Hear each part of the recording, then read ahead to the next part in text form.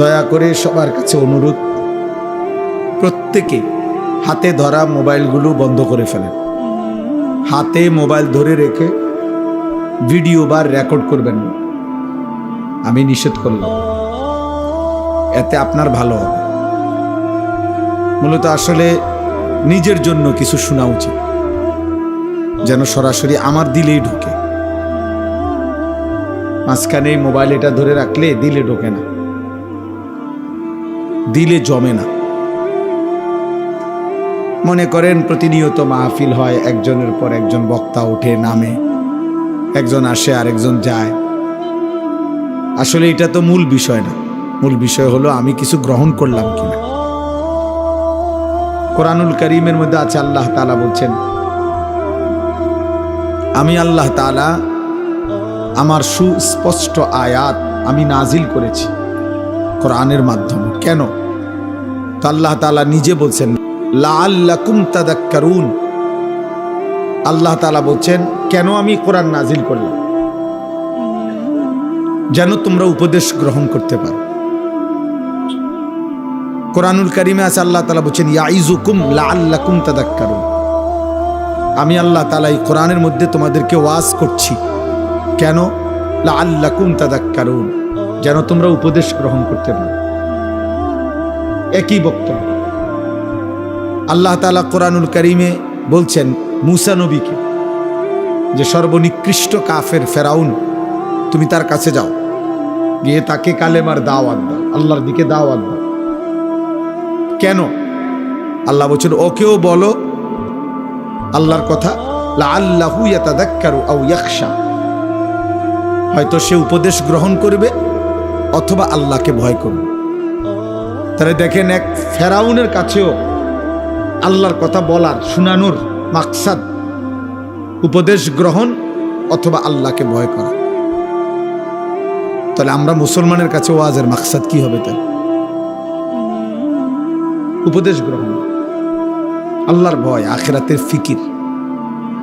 তাহলে ন্যূনতম যদি কোনো মানসিকতা না চেঞ্জ হয়, হৃদয়ের মধ্যে যদি কোনো টানা পড়া অনুভূতি, বিবেকের যদি কোনো অনুভূতি না আসে, এর চাইতে ঘুমাই থাকলেই ভালো ছিল। এখন তো স্বাভাবিকভাবে ঘুমের টাইম, রাত্র যত ঘুমের টাইম, রাত্র মানে ঘুমের জন্য। তো সেই ঘুমকে কোরবানি করে যদি কেউ বসলেন, অবশ্যই এটা ভাবা উচিত যে আমি কিছু গ্রহণ করলাম কি। আমি এটা প্রত্যেক দিন বলি, এটা মূল মাকসাদ। এই প্রদর্শন, লৌকিকতা, হুঙ্কার, ঝংকার, সুর, টান, এগুলো তেমন কিছু না। কারো সুরেও কিছু আইয়ে যায় না, কারো সুর না থাকলেও কিছু আইয়ে যায়। এটা কেমন কিছু না। মূল বিবেচ্য বিষয় হলো আমি কিছু গ্রহণ করলাম কিনা। হাদিসের মধ্যে আছে, সাহাবায়ে কেরাম বর্ণনা করেছেন, নবীজি সাল্লাল্লাহু আলাইহি সাল্লাম সামনে যখন আমরা ওয়াজ শুনতাম, তিনি যখন আমাদেরকে ওয়াজ করতেন, জারাফাত মিনহাল উয়ুন ওয়া ওয়াজিলাত মিনহাল কুলুব, আমাদের চোখ থেকে অঝরে পানি ঝরত আর আমাদের অন্তরগুলো আল্লাহর ভয়ে কাঁপতে শুরু করত। তাইলে ওয়াজের পরে প্রতিক্রিয়া কি হতো? সাহাবী বলছে, চোখ ভিজে যেত, অন্তর কি আল্লাহর ভয়ে কাঁপত।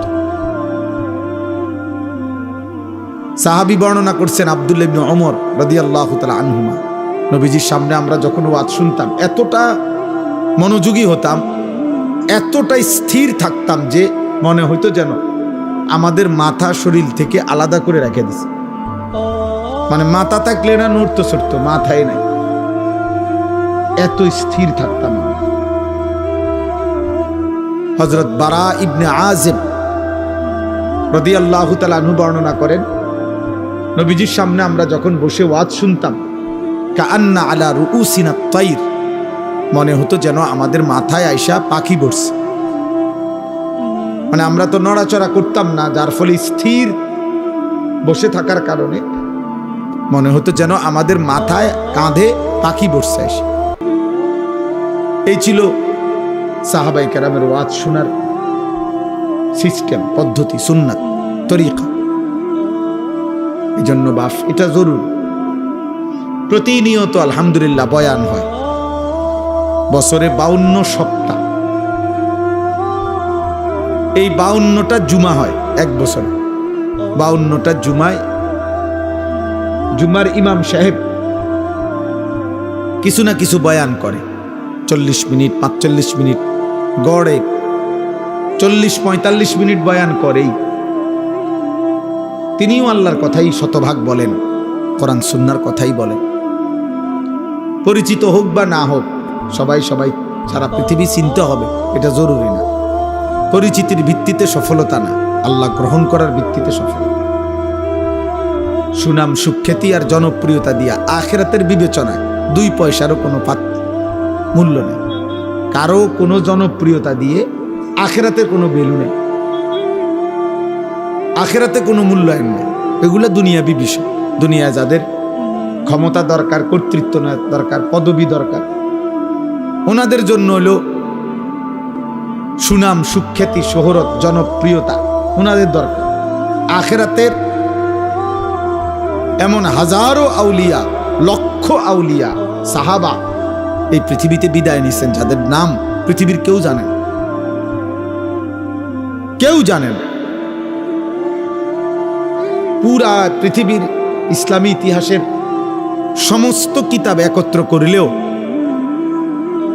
2-4-5 হাজার সাহাবীর নাম একসাথ করা যাবে না। অথচ বিদায় হজ্জে আরাফাতের ময়দানে নবীজির সামনে ছিল 1.25 লক্ষ সাহাবী। তো সেই সাহাবীদের নাম কোরআনুল কারীমের মধ্যে 25 জন মাত্র নবী এবং রাসূলের নাম। অথচ একাধিক বর্ণনার মধ্যে একটি বর্ণনা এটা যে 1,24,000 নবী বা রাসূল ছিলেন। তো যদি 1,24,000 হয় তো বাকিদের নাম কি? তো পৃথিবী ওনাদের নামও জানে না। এজন্য আখিরাতের জন্য সুখ্যাতি, পরিচিত হওয়া জরুরি।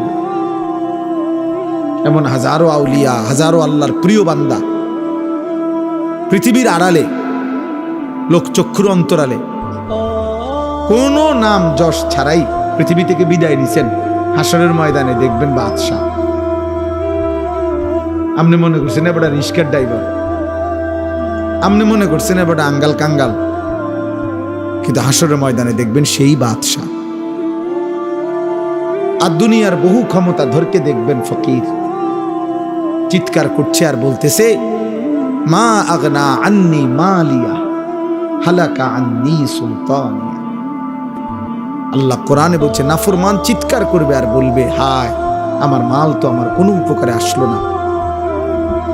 হালাকা আন্নি সুলতানিয়া, আমার বাদশাহী, কর্তৃত্ব, ক্ষমতা আমাকে তো শেষ করে দিল, ধ্বংস করে দিল। আজ আমার আমল নামা বাম হাতে দিল, আহা আমি এখন কি করব? এই জন্য দোস্ত, বাবা, ভাই, বন্ধু, সবার এটা বোঝা উচিত।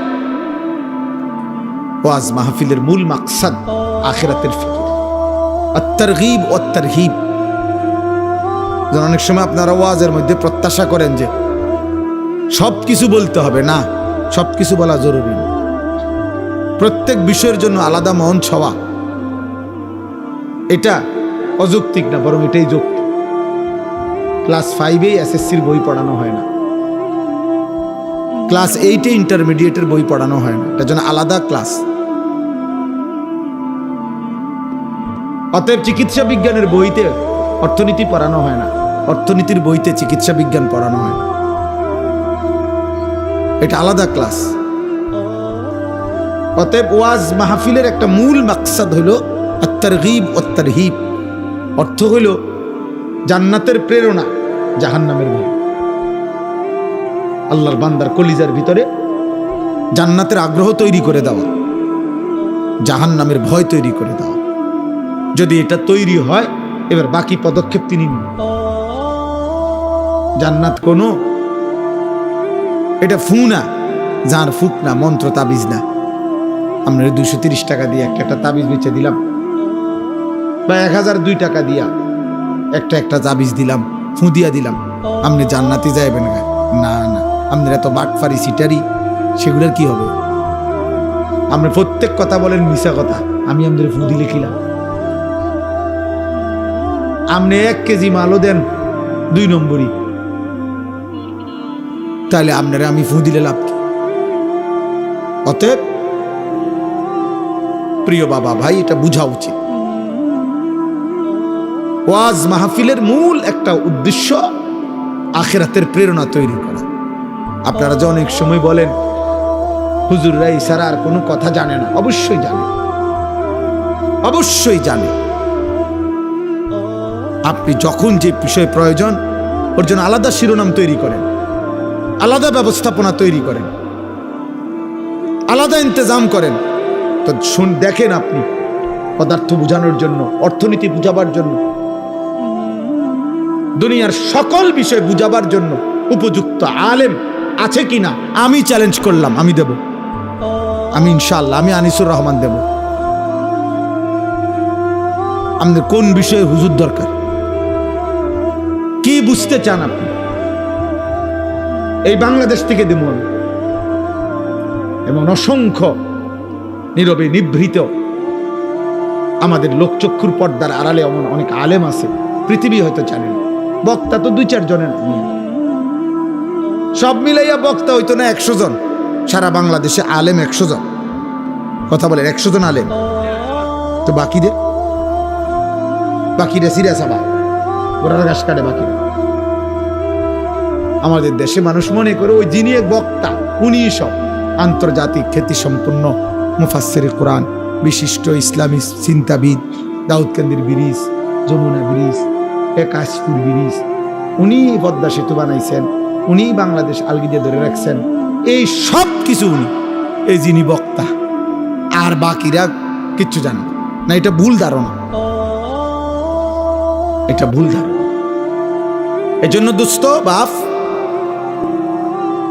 ইসলাম কোরআন সবকিছুর সমাধান, দুনিয়ারও আখেরাতেরও। কিন্তু এক বসায়, এক মঞ্চে, এক শিরোনামে সব বলে ফেলতে হবে। আজকের ওয়াজ ও দোয়ার মাহফিলে পুরা 23 বছরের ইসলাম আপনাকে বলে যাইতে হবে, এটা জরুরি না। তাহলে নবীজি সাল্লাল্লাহু আলাইহি সাল্লাম 23 বছর লাগাইলেন কেন? কোরআন 23 বছর নাজিল হলো কেন? বলেন, 23 বছর কি মামুলি কথা? আমি আপনাদের কাছে অনুরোধ করছি, এটা বুঝতে শিখেন, নিজের জন্য কিছু গ্রহণ করবেন। প্রতিনিয়ত আপনাদের মসজিদে জুমার বয়ান হয়, আলহামদুলিল্লাহ। যদি কোনো মুসলমান দিল দিয়া, আন্তরিকতা নিয়ে এই জুমার বয়ানগুলো শুনতো, তার জীবন সুন্দর হতো। কিন্তু সামান্য কয়টা টাকার কারণে উনি মাতবুরি দেখায়, উনি মনে করে ইমাম সাহেব জানে কিতা। আমনে জানেন কিতা মিয়া, এটা বলেন। আমনে কি জানেন সেটা বলেন। একটা বিল্ডিং করছেন, এটা জানেন আমি, এটা বিল্ডিং করেন তেমন কিচ্ছু নেই, তো রাজমিস্ত্রি করতে পারে। এটা তো আঙ্গাল কাঙ্গালও করছে মিয়া, একেবারে মূর্খ বকলম, নামও দস্তখত করতে জানে না, টিপসই দেয়। এই আমনের চাইতে বড় বিল্ডিং করছে, আপনার চাইতে বড় বিল্ডিং এর মালিক সে, আপনার গাড়ির চাইতে 3 ডবল। ওরকম বহু মূর্খ আছে যে গাড়ি চালায় আমাদের 14 গোষ্ঠী গাড়ি দেখছেও না। এই মূর্খ আপনি চোখেও, বা আপনি আরো ওর সমান গাড়ি কিনতে, 1.5 কোটি টাকা দামের গাড়ি কিনতে আপনি আরো 200 বছর চাকরি করেন লাগবে। আপনি যদি বলেন তাইলে এগুলাতে সম্মান না, তো সম্মান কিসে? শিক্ষায়। শিক্ষাটা কি? যে শিক্ষা মালিক চেনে না, হালাল হারাম চেনে না, পাক নাফাক চেনে না, পবিত্রতা চেনে না, তো এটার শিক্ষা কি? তাহলে এটারও তো কোনো ক্লাব হইল না। আবার দুনিয়াও তো আপনি মূর্খের সমানও পাইলেন না, তার মানে তো একটা পুরা ধরা না। আপনি তো একেবারে ধরা না খাইলেন। আপনি যদি বলেন আমি আল্লাহ ছেড়ে দিছি, কোরআন ছেড়ে দিছি, সুন্নাহ ছেড়ে দিছি, অন্য কিছু শিখছি দুনিয়া অর্জনের জন্য, তো দুনিয়া তো মূর্খ আমনেতে বেশি পাইছে। আমাদের লাকসাম এলাকার একজন লোক আছে, ঢাকা শহরে একটা এলাকা আছে, আমি নাম বলবো না ইচ্ছা করে। ওনার কোম্পানি যেখানে, ওই কোম্পানি, ওনার কোম্পানির নামে ওই এলাকার নাম, বাস স্টেশন, ওখানে গাড়ি থামে, ওনার কোম্পানির নাম কইলে ওই জায়গাটার স্টেশন ধরে। রামগড় এলাকার মানুষ, ঢাকা শহরে একটা পূর্ণাঙ্গ মডেল টাউনের মালিক, হাজার হাজার কোটি কোটি টাকার মালিক, হাজার হাজার কোটি কোটি টাকা। একদম মূর্খ, বকলম, আঙ্গুল দিয়ে দৈরে টিপসই দেয়, মানে উনি নিজে টিপসই দিতে পারেন, আরেকজনের দৈরে দিলে যে স্যার এনে এনে এনে যাতা দেন। সে কোত্থেকে আনলো এই টাকা? আমাদের আমার এলাকায় কয় ওই পাকিস্তান আমলে যে সময় মুক্তিযুদ্ধের সময় তারা বাইকে গেছে না পাকিস্তানের সৈন্য, কয় তারা এই মানে টাকার ট্রাক পাইছে বলে, এরা বলে পাইছে। বিশ্বাস করে মানে আমাদের এলাকার আমি এটা প্রসিদ্ধ কথা আর কি, যে তারা বলে পাকিস্তানিরা বলে টাকে টাকে টাকা থুইয়া গেছে তার কাছে। মানে এত টাকা, মানুষ অবাক যে কিরে মূর্খ মানুষ এত টাকা পাইলো করতে। মালিকের ইচ্ছা। এটা কার ইচ্ছা বলেন? দয়া করে। অতএব